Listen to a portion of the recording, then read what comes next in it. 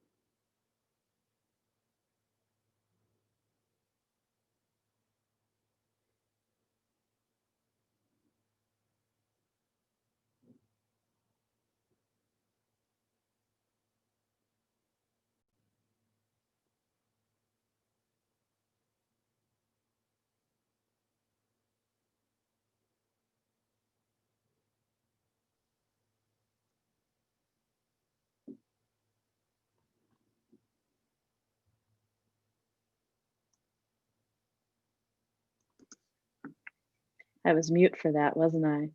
You were. Folks who are just starting to come in, go ahead and get settled. We'll get started in a couple of minutes. In the meantime, as you are getting settled, if you have any questions that come up throughout the webinar, you can just hit the chat button or the raise hand button.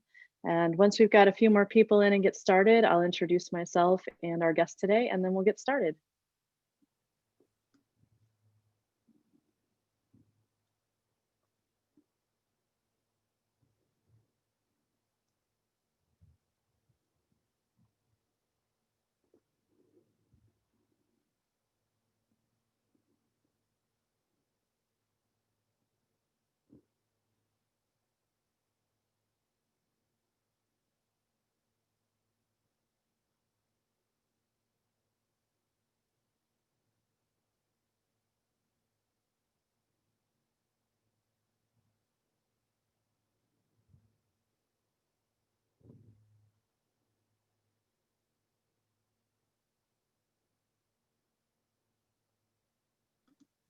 All right, I think we're ready to go. Everyone, thanks so much for joining us today. I am Ani King. I'm the COO with allcounselors.com. And in just a minute, I'm going to introduce Rebecca Gill, who is an SEO and marketing expert of the highest caliber. And she's going to help us understand better how Google My Business can really help you with getting more clients in the door for your practices. As you're coming in, just a reminder that if you have any questions while we're going through this, you can hit the chat button, or you can hit the raise hand button, and we'll be happy to answer those questions live as we're talking. I'd like to also make sure to thank our sponsor, integrativlifecenter.com. They do a wonderful job in working with folks who are working towards recovery from addiction, and I would definitely recommend that you check them out. Again, that's integrativlifecenter.com. Rebecca, I think we just give one more second. We've got a couple folks coming in then, and then I'd love to have you tell us a little bit about yourself and what we're going to talk about today. Okay, excellent. Awesome. All right. Actually, I think we're good to get started. Okay, well, everyone, thanks so much for joining us today. My name is Rebecca Gill. I founded a digital agency back in 2009 and have been running that since, doing website design and search engine optimization with clients. I'm also an educator of SEO for end users like yourself, as well as agencies and other consultants. My background is with sales and marketing, which I have about 20 years of that. And on the side, I am also an alpaca owner, and I own an alpaca farm that is a local business. So kind of a blend. And I will be using that knowledge when we talk today about Google My Business, because from the SEO side of me and the agency side, we're worldwide. But my alpaca farm is locally focused like you all are. So that really keeps me very tied into the local market, which definitely helps with Google My Business. And I will tell you that with Google My Business, I have always had a love-hate relationship with it. So if you currently have a profile and you are not in love with it, you are not alone. I have the same feeling. However, it's a must-have in today's world. It really dominates a lot of search, and I'll show you as we get started why, how that is and why it's important. And I'm glad you're here today because as you are a local business and you serve clients locally, it is imperative for your business to be able to have, Google My Business. So we got to have it. We need to embrace it and love it. And I'm hoping today, when we're done, you'll love it a little bit more than you did when you came in today and feel a lot more comfortable with it. You're muted, Ani. I'm going to keep doing this. So just to kick us off, could you help us understand a little bit about why Google My Business can help clinicians of any licensure or any type in any location get more clients into their practice? Absolutely. So, and I'm going to show you this, but so when, Google has its search, it's a search engine. It has a big index of content, which just means it's like a big database of content. And it basically breaks that out in between national activity, like across the United States, and then local, being local to a specific city or area. It could even be a few blocks. And so it breaks up the search between those two. And it knows that when I'm looking for like a marriage counselor, that is a local type of search. It'll educate me with some information, but it's really going to push people towards the utilization of its maps and that local activity. And so that is what Google My Business does. It feeds all of that data and feeds all that information. So it's really critical to being able to show up in the map, and I'll show you that, as well as it just gives Google a better understanding of who you are and what you do. Google is driven now by artificial intelligence, and it's a lot smarter than what it was when I started doing SEO 15 years ago. And the more we can give Google data points to better understand who we are and what we do, the better it will serve us. And when I say serve us, that means it will know how to match you up with prospective clients that are looking for your services. And I will tell you, I'm a mom. I have a son who has ADHD, and I've been in the situation of looking for someone to diagnose him and then someone to treat him on an ongoing basis. And I really struggled in our local area because there wasn't a lot of information. I ended up going to the local hospital to the department head to say, could you please help me? I'm not finding the information that I want. And he had to actually guide me. And the providers that I went to, the one didn't even have a website or Google My Business or anything.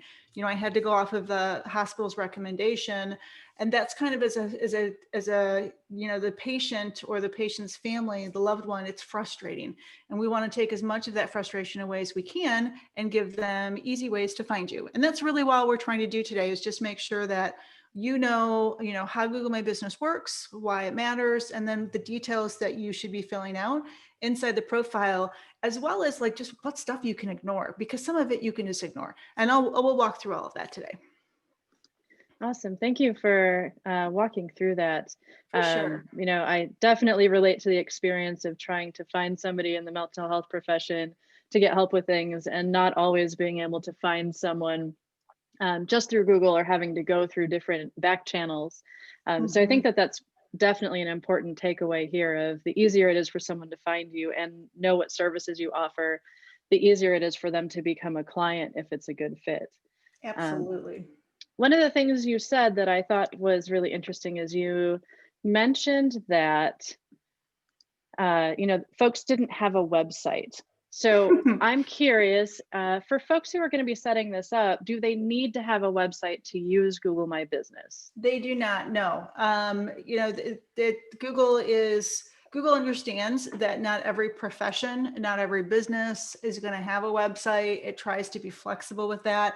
It even gives you the ability to kind of set a website up inside of the tool, which I'm not a real fan of. You really need to control your own domain. You don't need to have your website sit inside Google and have Google control that. Be a master of your domain and your home, and own that property, and so that you can control it and not be relying on Google. It's the same thing with like Facebook. People have always said, well, no, I don't need a website, I have a Facebook page. No. Facebook owns the page. Facebook lets you use that page right now. And if something happens, we know that Facebook could boot you right off of it, and then you have no presence whatsoever. So I do feel like a website is always a good idea, even if it's just a simple one-page website that you control and own. So yeah, so to answer your question, that was a long-winded answer, but to answer your question, you do not have to have a website, to have a Google My Business profile. Awesome. I think my one follow-up question, and then I'll let you do your thing, is do you know if Google gives any preference to people who have a website for their practice versus people who don't? So it is going to give preference because it has a better understanding of what you do. And I can show you some examples of that too. So don't let us lose thought of that, Ani, because that's a good question. And that's a good way to kind of just show you ways that you can amplify your profile and, really what matters, to that. So let's dig in so we can start to show some examples. And this is all, by the way, there's no slides or anything today. I'm walking you through examples online, as well as going right inside Google My Business and looking at those settings. So first, let's just start what happens when I go to Google and I put in a marriage counselor? Notice that I didn't ask. Real quick, can I just have you increase your screen size a little bit for anybody who is on smaller screens than I know we are? Yeah, how is that? That's great. And if anybody's having trouble seeing or you have any questions, again, feel free to hit that chat button, hit the Q&A button, raise your hand, and we'll be sure to help you out. Please, yeah, just cut me off if that happens. Okay, so notice I'm coming into Google and I just put marriage counselor. I didn't say near me. I didn't say where I was located or anything else. And just in case you guys are wondering, as you see the maps pop up, I am in northern Michigan, right? Let's see, what am I? I'm like right around the pinky. So I'm like northern lower Michigan.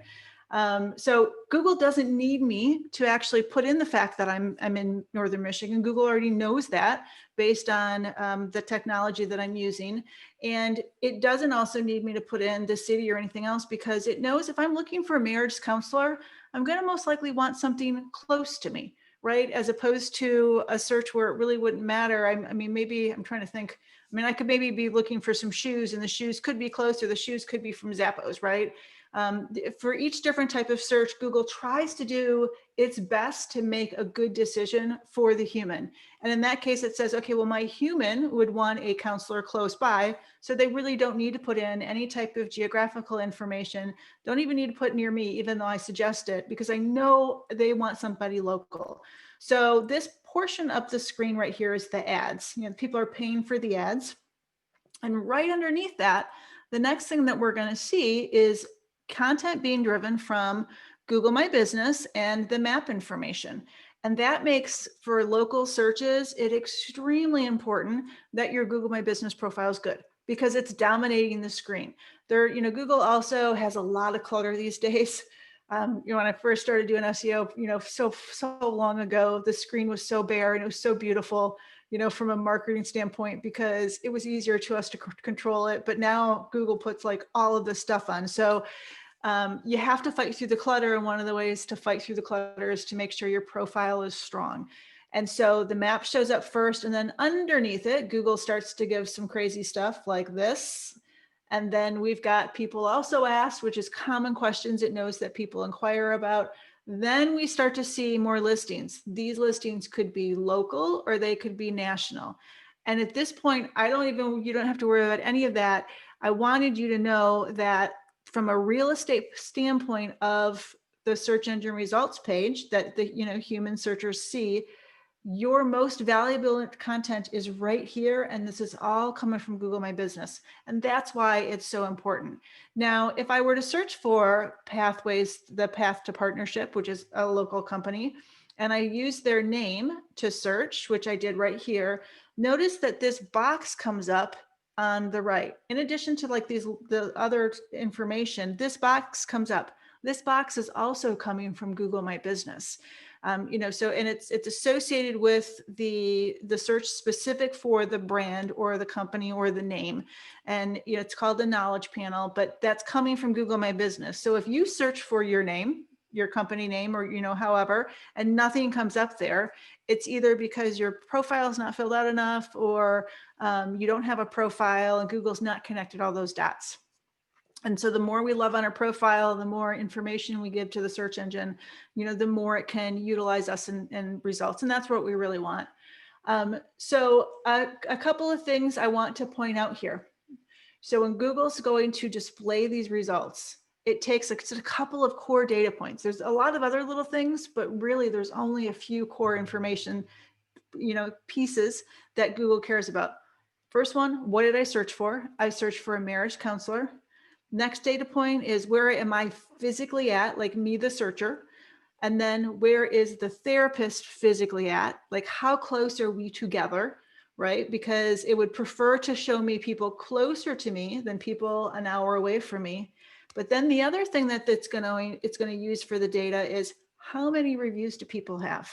Because reviews are super important in Google My Business. And we'll talk about reviews later, because it is, and depending on what type of practice you have, it can be challenging for you to get reviews from your patients or your patients' loved ones because of what you do.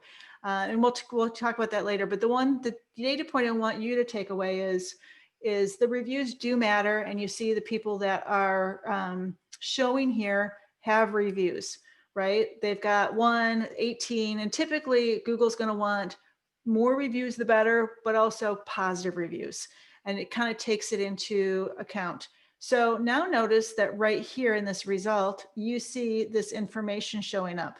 And I search for marriage counselor, and Google has actually highlighted and bolded relationship because the artificial intelligence in Google knows relationship and marriage kind of go together, right? And it's actually pulling this company right, or my default is company, by the way, and I apologize for saying that because it's not really what you are. It's just been doing this so long, but this profile actually mentions that relationship in a review.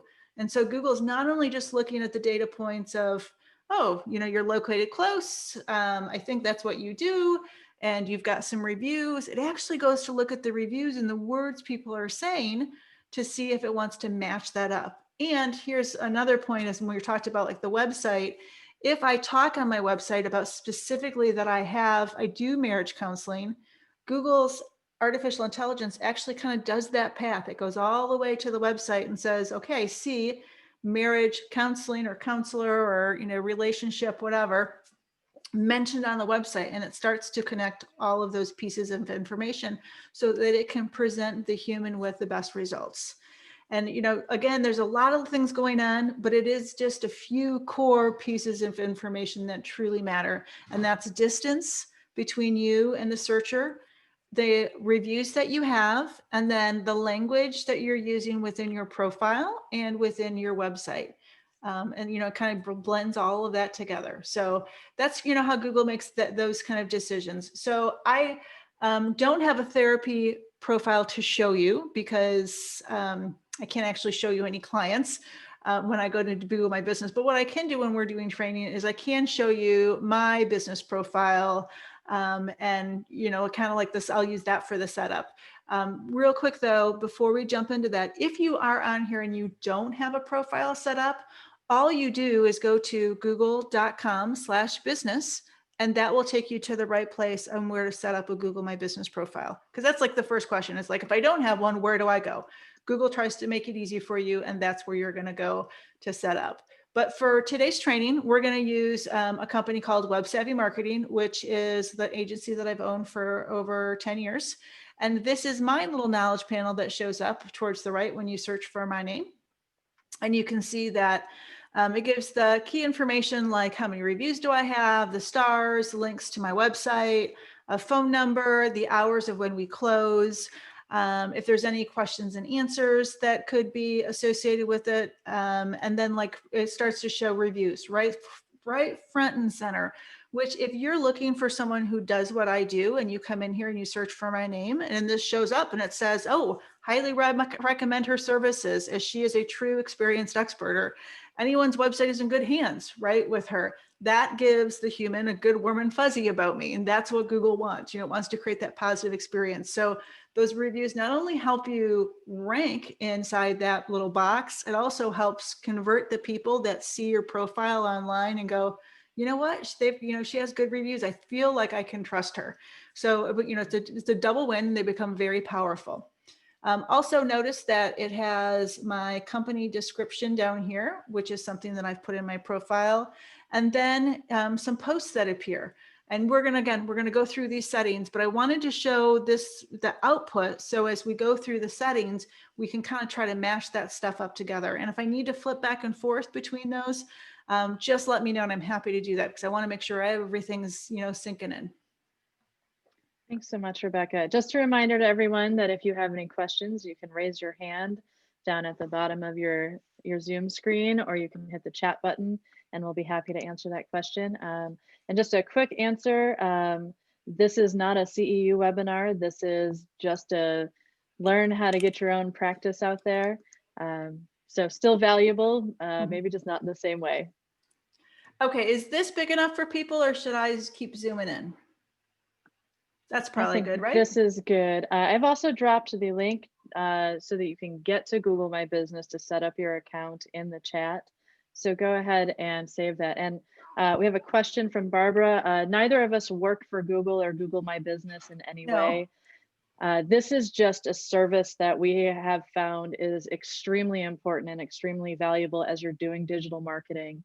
And now that we are especially in a time period where telehealth is really important, making sure that you are accessible to potential clients is an even bigger deal as people are looking for help.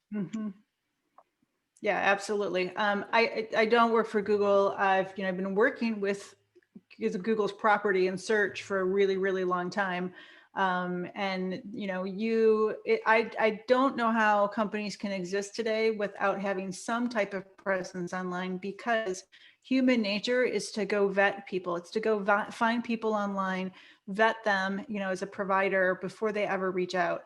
And when your digital marketing is done right, it's your salesperson, right? It's putting information out for people to be able to find, to feel comfortable with you. So when they do call to pick up that phone to make an appointment with you and to see if you're taking new patients, they already are bought into you. Like they already have a comfort level with you, and they want to engage with you. And from, a revenue standpoint, that's pretty powerful, because they're not coming in as suspect as they would be otherwise, because they've been able to find information for you. Younger generations, extremely important. If you are trying to service older teens or 20 something, they heavily rely on the web and technology, and they would be highly suspect if they couldn't find anything about you online, because that's the world in which they've been brought up. But so when we come into, just real quick, sorry to interrupt. We've got a question from Nancy just asking if we can quickly explain what search engine optimization is. Absolutely. So Nancy, search engine optimization is the process of making sure the things that you do online make it very easy for the search engines to understand who you are, what you do, and then use like your website in search results. And it's basically saying, okay, so if I were to come in here and search for like the marriage counselor, and if I'm doing things right, search engine optimization takes me from, maybe page 7, which is way down the path where no one would ever find my results. And it brings me up into this first page and tries to position me as high up as possible so that I get the most views by people who are searching for my services and my offering. And, at the heart of it, it's just trying to make the search engines easy. It's just understanding kind of what they do and giving them the data points that they need to help send people our way. And we don't expect you as counselors or therapists to be experts in search engine optimization, but you should know what it is, and you should know that people do search for what you have, and that like Google My Business, or having information on your website about what what you offer and your specialties, that all kind of goes together into helping people find you. And a quick follow-up question to that one, which I think we'll probably have a longer answer than we can dig into today, is can you pay to raise your number, which Nancy, I believe, means just to kind of raise your ranking. Got you. So So Nancy, there's two different types of search. There's the two different types of search results. There's the ads, which are right here. These are driven by what's called pay-per-click, and that's you paying Google money to show up in this section. That is completely different than the organic results of this, this little map or anything down here. Even actually anything like right here too, all of that's what's called organic. And that means it's happening naturally because of what Google finds on your website and decides that you are of value. That has nothing to do with any ad spend. It's just you've done a good job at helping the search engines find your content and knowing how to use it. So two completely different types of things. My specialty has always been the free. I'm always about like doing the free things because I refuse to pay people money when I think that you can go the other route. And, from a local standpoint, it used to be really, there's a lot of tricks and things we had to go through to show up in search before Google My Business showed up. But then once it showed up and we've got this map and there's a profiles, it's so much easier to get yourself, displaying on search and having people actually, have easy time to find you. Thanks so much for that. Okay, so when we go into Google My Business, there's first this, notice that there's navigation on the left, and this is after I have a profile set up. I can't really go and start creating a profile because Google will stop me because I can't validate it, right? There's a process it goes through. What I will tell you, and I should have started here, is if you don't have a profile, you're going to create a Google account if you don't already have one, and you're going to set up a profile. It is free to have a profile, and Google will want to validate you by sending you a postcard to whatever address that you're using, for your listing, which is most likely a physical office that you go to and you typically would see patients in on a non-COVID basis. And don't be intimidated by the postcard request. It takes, like on a normal non-COVID timeframe, like 5 days to get to you. And there's a little number and you're just going to come back to that gives you a website address that you type in up here. You come back, you put the number in and it says, okay, you're all good to go. And then your profile is going to be active. So that is a process that you go through. And then once you go through that setup process of it's like, what is your business name? What is your address? What is your phone number? And that's like really what it takes to get started. Not much else besides that. And the postcard goes out. And once you validate that postcard with your like 4-digit code that it gives you, now we see this. And what we see this is just like kind of the homepage with navigation and options on the left. I typically don't really pay much attention in here because especially with setup, that's all, on the left-hand side that we're going to get to. So this is kind of like once you have your profile, it's an overview. How many views are people seeing within my profile? What was my last review? What do I look like? You can actually click over here and say, okay, what do I actually look like on search or on the maps? And so how do I share my profile with my clients to ask for a review? And that's what this homepage is. We'll come back to this because I want to get into the actual setting up of the information. So when you first have your profile, the biggest and most important section is the info section. And you come in here and it's going to have information about your address and things such as that. But I will tell you, where you're going to trip yourself up the most, or where you can do yourself the most favor, is by having a right category. And that's what this is right here. So when I come in here, and keep in mind, this is for my business, right? Google wants to know like who I am. What do I do? And notice that you have a primary category and then you have additional categories. And so the primary one is the most important. You want this to be exactly like as close to what you do as possible. And then any kind of ancillary or additional categories that Google offers that might match up to you, those would be right here. And Ani, are you going to put a list of those in the chat that we pulled up for them? I am. So one of the things to kind of keep in mind that I think Rebecca is going to cover is that primary category really is the most important thing. And so making sure that that matches up extremely closely with the services you offer, that's not always going to be the same thing as looking for something that matches your credential. So That's a good if point. you focus solely on marriage counseling, if you work very specifically in addiction and recovery services, taking the time to find what is the most appropriate primary category is going to really serve you a lot there. And And I will. and you can start typing things in and it will start bringing up things that match, right? And so then you can select and then go on to the next one and keep walking through that. And I went through this morning and found a list of any that, might be applicable to what I think. So Ani could give you this list, and so you could have it readily available. And so I'm going once to you put have that in the these, chat in just a second. okay, and once you have these, you're just going to go again, put your most important one in the primary, and then you've got your additional categories. You don't have to have additional categories. If nothing else applies, if only one applies to you, only put one in, right? If more apply, put more in, but you don't have to feel like you have to fill these up at all.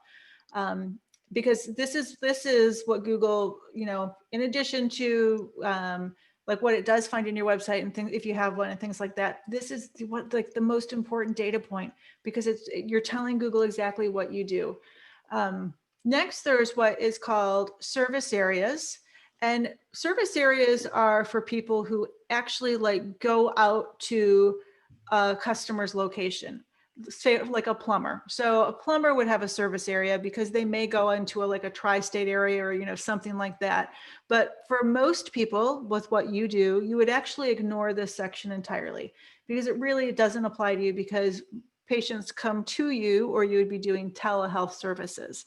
The next one, data field, is your hours.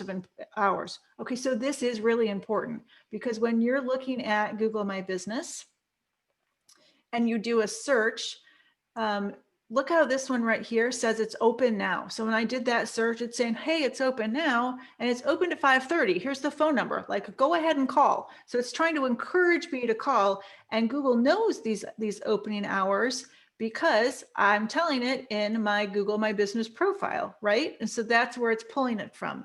And it will actually, I've noticed, so say, there's 10 available listings for that marriage counselor in my area, and 3 say that they're open right now, and 5 say that they're closed. Google wants to give preferential treatment to those 3 that are currently open, because it's going to serve the human better. They can pick up the phone and call me, right? So, think about that, like as in you're doing your hours, if you have standard hours, don't skip over this. Definitely fill those out because those will be beneficial to you. It will help you show up in Rebecca, search. real quick, since we're focused a little bit on location, we definitely already had a couple of questions about whether or not you need to have a physical address listed. And that's sort of like we had talked about before, for folks who have moved to solely providing telehealth, who definitely don't want to put down, their physical address. Is that an issue? How would you suggest that should be handled? So you do not have to have your physical address showing. You're going to have to tell Google your physical address to prove out that you are a real human and that you actually do physically live in the area that you say that you live in, right? Or that you service in the area that you say that you service. And Google is going to send you a postcard to that area. But you do not have to have that address showing online. In the direct address area, you can say, please don't show. Like there's an option to say, please don't show. So yeah, don't feel like you have to. Right. And don't let that stop you from creating a profile. Now, alternatively, say you're listed, or you say like I'm in Traverse City and I want, which is like Northern Michigan, and say I want to be able to show up in Google My Business in Detroit. Right. Can I set up a fake address in Detroit and fake this out to get telehealth, patients down there? And the answer is no.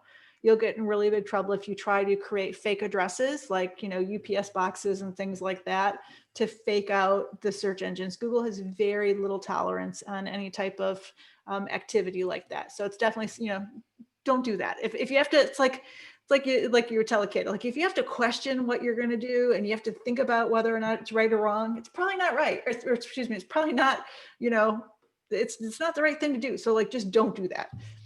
Now, Okay. this is actually really relevant to a question we had that just came in, which is, if you are licensed in a number of different states, do you have advice for how to make sure that you can show up in those searches? So, yeah, so that's more of an SEO thing, and it's outside the scope of this. Like I Okay. can't quickly, it's a search engine optimization technique, and it would be technical, and it's much more in depth than I can go into at this time. But it is possible, right? Given to try to, educate the search engines about that. I'd like to answer it. I just will confuse everybody if I No, start going down that absolutely. And I think path. that that's a great question, and it is something that, may come up for more clinicians. So that's something we can Yeah. put on our list to do a little bit of research into Yep. and, present that information to y'all at a future date too. Yep. Okay, so I have my phone number. Obviously, we want to have a phone number there where people can reach you. And this should, if you have a website and you have your phone number on your website, this should match up. This right here, this is just like, what is a short address that people can reach me? And I actually created this. Google will actually suggest something to you. If you don't have anything and you go into edit it with a little pencil, Google will make suggestions to you. But you can try to, keep it short. You don't have, you're going to learn that there's some things you have control over and some things you're going to put in and Google's going to say, no, I don't think so. This is a better option for you. It's like a parent. So, if definitely set this up so that you have a shorter URL. This guy right here, the globe, not very, informative of what this is. This is just, what is your website? If you have a website, remember, you don't have to have one, but if you have one, just put that in. And then this is appointments. If you have, again, you don't have to have it, but if there's a page on your website or you have software or a program that you're using that allows potential patients or current patients to go set appointments up online, or even request appointments through like a contact form, that's the link that you would put right here. And this for me just goes to the contact page on my website that has a form and my phone number and things like that. So the next one is we have products and we have services now in Google My Business. I don't think you would have many products. So, for the most part, you can just ignore this one, but services, you might have different services. Services could be, maybe you specialize in ADHD. Maybe you specialize in adolescent, mental health, or marriage counseling or family counseling, or there's a lot of different things that could be there. It could be the modalities that you have, or trying to think of the other options. It's really Yeah. anything. Go I ahead. was going to say, if you're doing anything like EMDR or brain spotting or something that is very specific, people do search for that. And so when you Yes. can list those modalities and areas of specialty in your services, that does increase your chance of people finding you, especially if they're looking for somebody who specializes in EMDR because they're looking at doing trauma processing. So the more time you can kind of spend even just ahead of time listing out what are the things that you do, it'll really help you fill this section out. Correct. And notice that so there's the bolded and then there's not bolded. The bolded means it comes from the category at the top, right? And then the unbolded are things that I just free typed in. Like, these are things that I do. I do website audits. I do on-page search engine optimization. So you can put in anything you want there. And again, you just want, it's what you do. But I would tell you to think about two things. You have the clinical and the professional phrases for things. And then you might have also the normal person, like the mom who's, looking for something. So I might have my own search phrases. They can mean the same thing. They can just be different ways to say something. So as you're filling your profile out, like with these descriptions and things, keep those in mind, right? Because normal humans that are going to be your patients might not know everything that you do. So like maybe there's a special phrase for marriage counselor, right? But I would search for marriage counselor because that's what I would think that I would need. And I wouldn't necessarily know the advanced option. So if you have any special information, like I'm a woman-led business, any health and safety things, fancy things, service options, you can add them in here. I'm not sure if a lot of these would apply to you. The big thing though is the subscription. Not only does this help search engines, the search engine know more about you, it also shows up in my profile right here for the humans to read. So you're putting that in for the search engine and the humans. So again, make sure it describes who you are and what you do, but also make sure it is in human-friendly language for patients, right? So that they can easily digest it and understand, what that means. So this is just my open date. Real quick, I'm going to interrupt again. We had a question asking about, how would you indicate in a Google My Business profile, if you take a specific type of insurance like Medicaid or Medicare, would doing that in your description area be the best way to do that? Or that is an excellent question. Whoever asked that, that is an excellent question. yes, thank you, So, Barbara Rees. So you could put it in your description, but what I would tell you a better place to do it is in this guy called an FAQ, this question and answer. You can actually ask your own questions. And one would be, what type of insurance do you take? And so you post that question and then you come right back in and you answer it. I accept, or blah, blah, blah, blah, blah, and you answer that question. And that people are going to want to know that, right? That was one of the first questions I asked, like, what do you specialize in? What type of insurance do you take? Are you accepting new patients? That could be a great FAQ. And Ani, I will tell you as a takeaway, like a worksheet, is to come up with all the questions that might be really good for there and then send that out to people. Not to give you more work, Absolutely. but that would be a great thing for attendees or anybody that is, in the membership. Okay, so notice that I have my services here, right? But I also, if you look over to the left, have my services right here. So they're kind of in both spaces. And so this is kind of cool because even though I saw the short list of my category, remember it was bolded, and then website audits, notice that there's actually language here. So I can come in and type in 300 characters of a description. Now, it's, how much does the humans really see this? I don't think they see it really at all. However, I do think that Google is using this to match it up to the searches. So take the time to come in, and if you say like that you do marriage counseling, put a little description of what that means. However, I can't come up with them for your industry. I just don't know enough about it, but create that. Take the time to do that on every single one. You can put a price if you have to, or if you want to, but you don't have to, right? It could be free, it could be fixed, per hour, it could be from and up. I typically, when I'm filling this out for clients, I don't put any price in. It's more important that there's the service and then there's the description. Okay, and so you just notice that there are all of these. And again, I can create anything that I want. Like I could come in here and say that I am the star of, the Rainbow Kids, or anything I want, because it's completely freeform. So make it your own and make it, again, for the humans and matching up to things that they might search for. Okay, so this website guy right here, you're going to think that is a link to was where you put a link over to your website. No, that is Google trying to get you to create a website on their platform. And again, I'm going to tell you, don't do that. Own your destiny, right? Don't let Google own your destiny. We utilize their tools, but we do not rely on their tools. So I'm just going to tell you, just don't do it. Don't do it. And just so folks know, we do have a webinar replay available for members that walks through setting up a one-page website and just some of the components to think about. So if you currently do not have a website and are starting to think, maybe it's a good idea to set one up, we'd love to help you out with that. Okay, so this tab right over here is called reviews, and this is so you can come in and see any reviews that people have left. You can expand them out.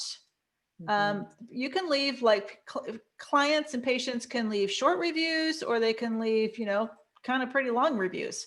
And if you want, you could come in and reply. So I could come in to Michael from WeKirk in Las Vegas and reply to this, which was kind of funny. He left this review for me probably 5 months after, or it's not 5 months, like 5 years after we worked together. And like, I totally had forgotten what I had done for him. And it was, but it's just sweet. So if I want to come in here and say it was a pleasure working with you, something like that, you can do that. I typically don't do that. I was going to say, do you mind if I jump in here real quick? Just because I know that reviews when you are working in mental health can be really tricky. And in fact, there are, I don't know if you would call them laws or statutes or whatnot, but essentially, if you are a psychologist, for example, you cannot ask for reviews. You can't solicit them. You can't say, hey, if you really like coming to my practice, please say something. And so that probably does mean that there is some nuance around whether or not you can reply to a review. There are some ways you can Oh, get reviews for your practice or for yourself as a practitioner. One of those is to work with specifically a therapy practice review business. There are people out there who will go out and find reviews or do reviews or put those together so that you're not in either an ethical or legal dicey situation, because neither of those things are great.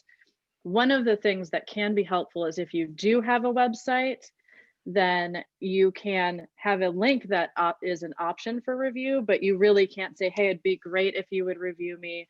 And if you do reply, and I see that Helen just also dropped an answer in there, if you do reply, that's almost certainly going to be breaking confidentiality to some extent. oh, So the review thing, I understand, can be tricky. There are ways that you can work with companies and with agencies that go out and work on building reviews for these. But for the most part, it's really just about making sure that you have Google My Business so that if people choose to review, they can do that. Or if you have a Facebook page, that they can review that. But the interaction piece is really just you can't do anything about that.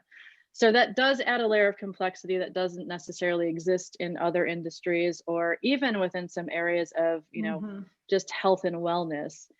But that doesn't mean that people won't or can't leave reviews. I know, Rebecca, you and I talked earlier about being much more likely to leave a review for our child's therapist, for example, than necessarily maybe our own. And especially if you work with extra vulnerable people who are in addiction recovery or other services, the likelihood of getting reviews could be pretty low. very But as low. you saw when Rebecca was pulling up some of those examples of marriage counseling options in her area, people do leave reviews. So it's not just a matter of having to go out and solicit them or even respond to them. It's simply making sure that there is a way for folks to leave a review if they choose to do so. And you can see, like, I just did a search for addiction therapist. And the first result has no reviews at all, right? So, and Google does have, like I said, it's got that artificial intelligence. It is smart enough to filter that out and to understand that, certain, like a restaurant is clearly going to have a lot more reviews than a therapist. And it might even put weights to that, where like in your industry, it is very difficult to get them, and it might discount those reviews and how it does results. I don't know for sure, but it's smart enough to do that. And it does count from an organic search, like in the results below that. I know it handles different industries different ways. So it wouldn't be surprising to me if it, took that into account. Thank you. For Yeah. sure. Notice though right here that there is a drop down for hours. Right. Remember I said the importance of that. So that is, I just noticed that. Absolutely. You'll find with Google My Business, it's an evolving tool and things pop up all the time new. And, Google, because it continues to try to serve that human better and better all the time, it will continue to add some things in, to be able to do that, to service it better. And then one last question about reviews. Sorry to interrupt again. We've got a question asking, is it possible to turn off the review feature? Which I believe the answer is no. Is that accurate? It's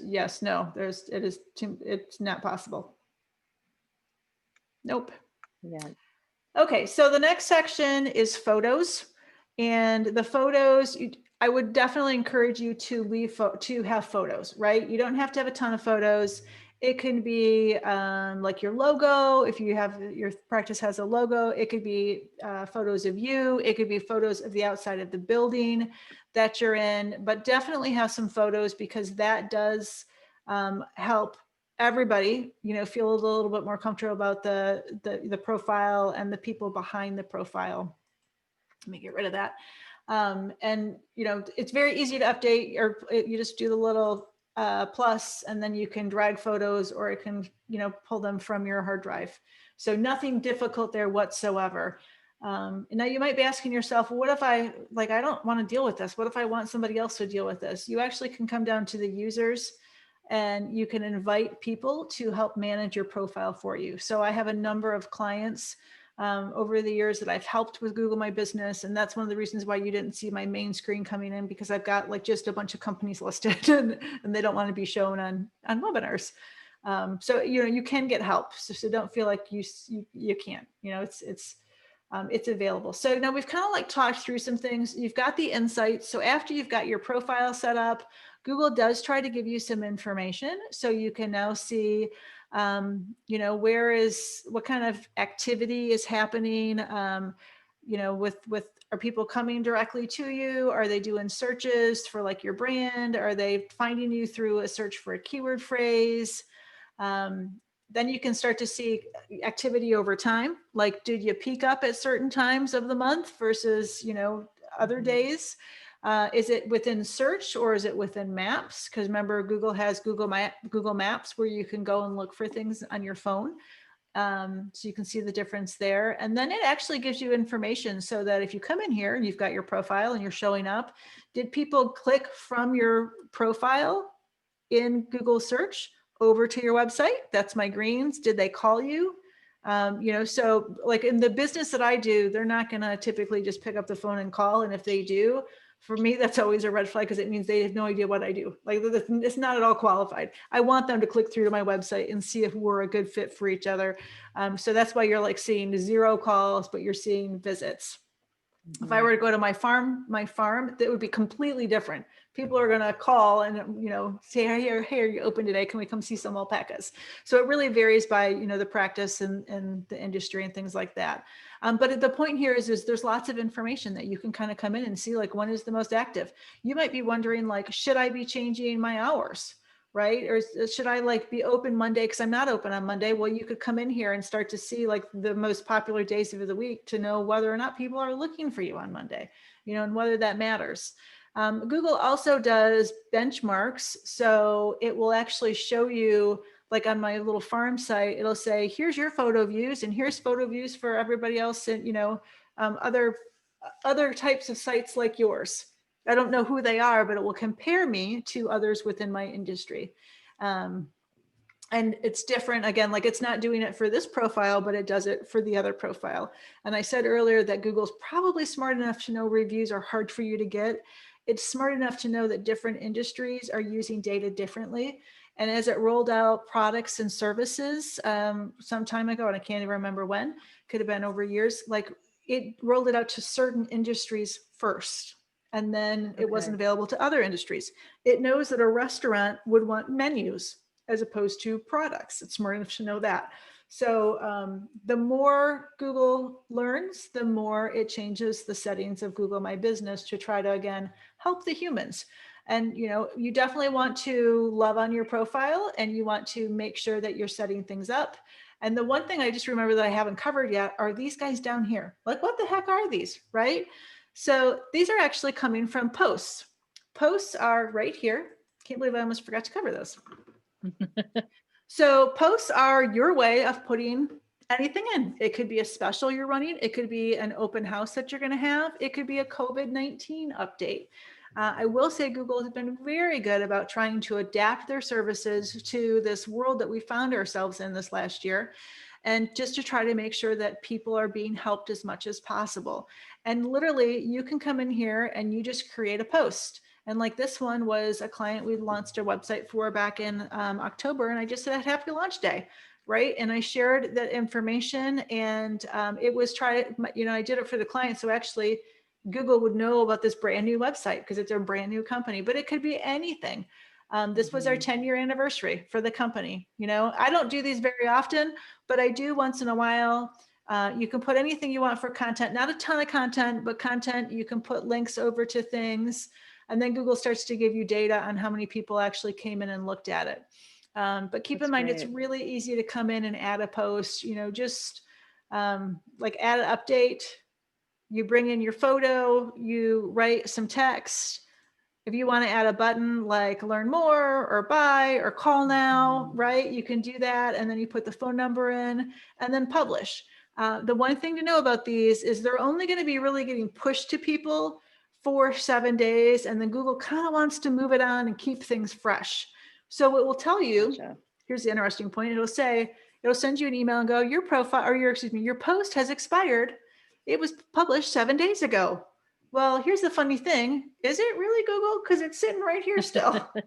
So it does tell you that, and it's just trying to get you to love on your profile, share information with those who are searching for you, help them learn more about you, that type of thing. And again, Google is a company to make money. How do they make money? By people clicking on ads.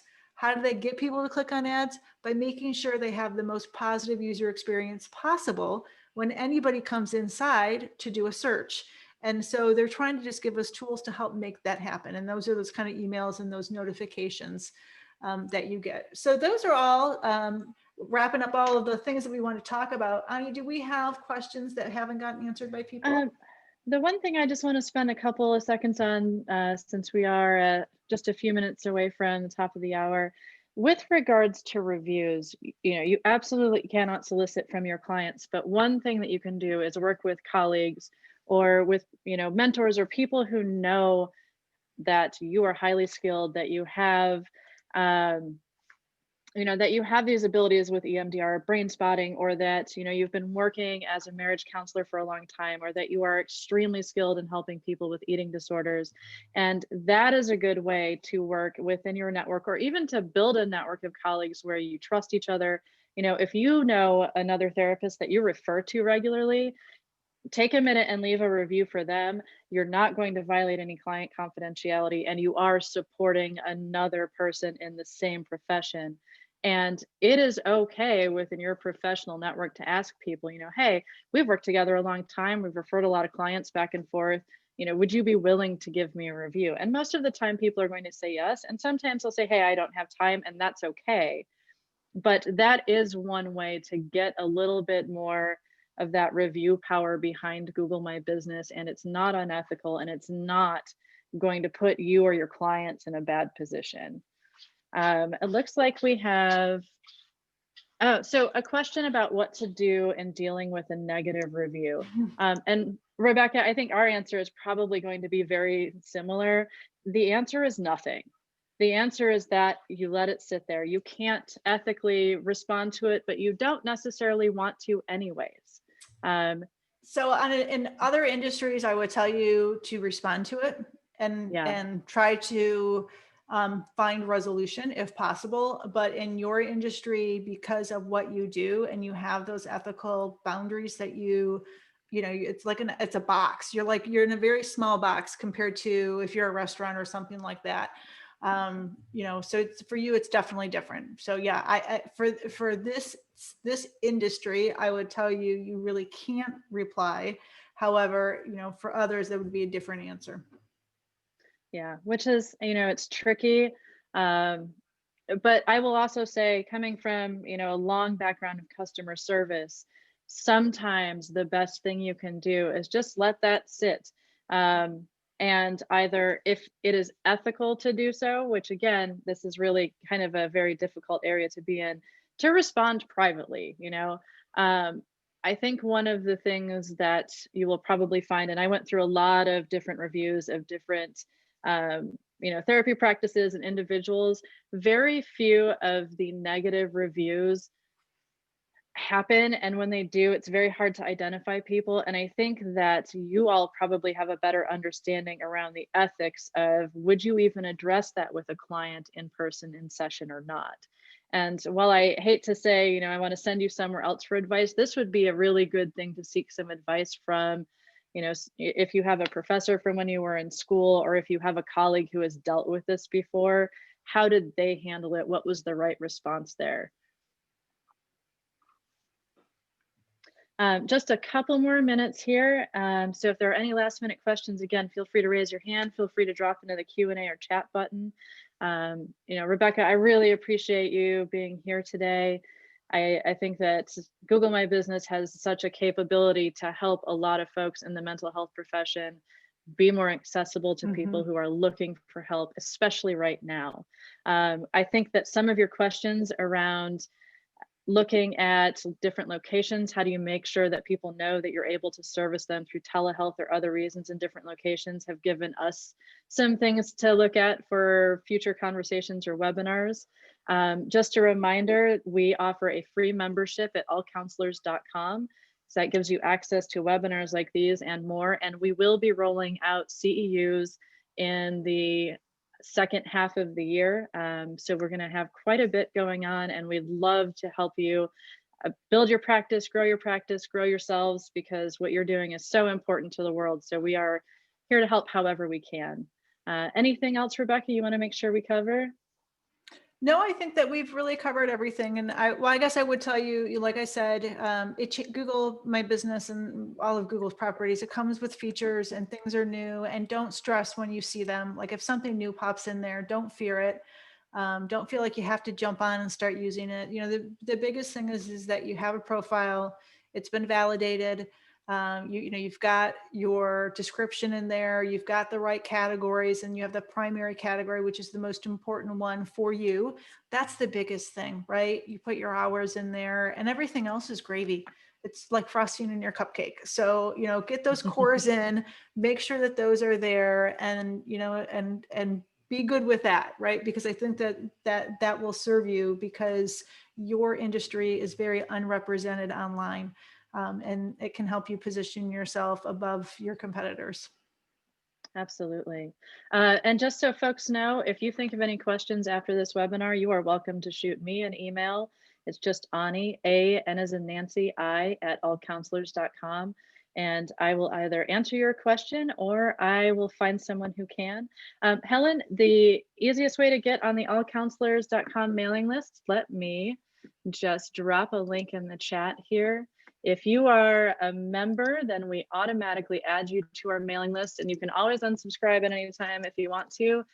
We will never spam you. We will only ever send you information about how to grow yourself or your practice. We have a really easy membership to sign up for, and that is a link right there. And let me make sure we've got all of our questions answered.